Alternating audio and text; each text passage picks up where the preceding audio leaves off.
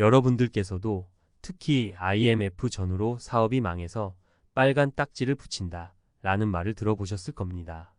애초에 일어나지 않으면 좋은 일이지만 저처럼 채권 추심을 전문적으로 하는 사람에겐 너무나도 흔히 볼 수 있는 상황입니다.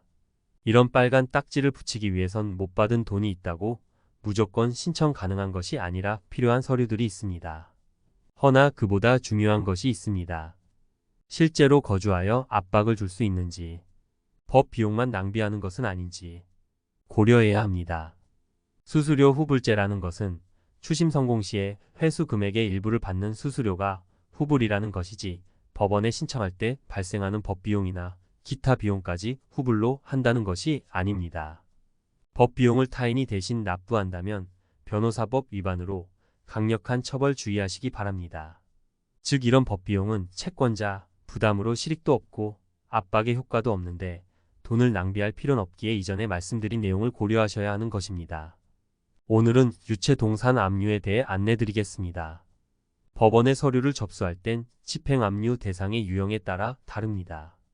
유형별 필요한 서류, 개인채무자 자택, 판결문, 초본, 강제집행신청서, 법인사업장, 판결문, 법인등기부등본, 강제집행신청서, 개인사업자, 판결문, 초본, 강제집행신청서.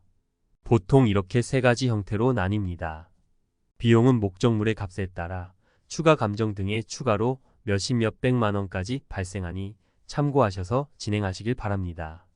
신청은 집행 목적물이 있는 주소지에 관할 법원에서 신청하시면 됩니다.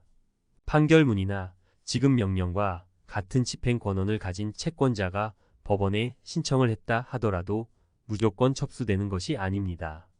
그래서 채권자는 다음과 같은 사항에 유의하여 진행해야 합니다.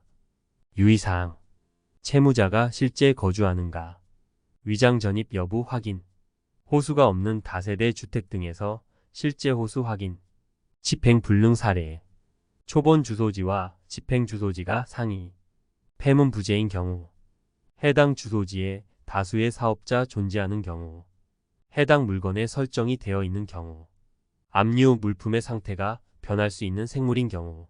참고로 채무자가 개인일 때 갖고 있는 TV, 세탁기, 냉장고 등과 같은 가재도구들은 배우자와 공동 소유로 인정하기에 경매 시 배우자에게 우선권을 줍니다.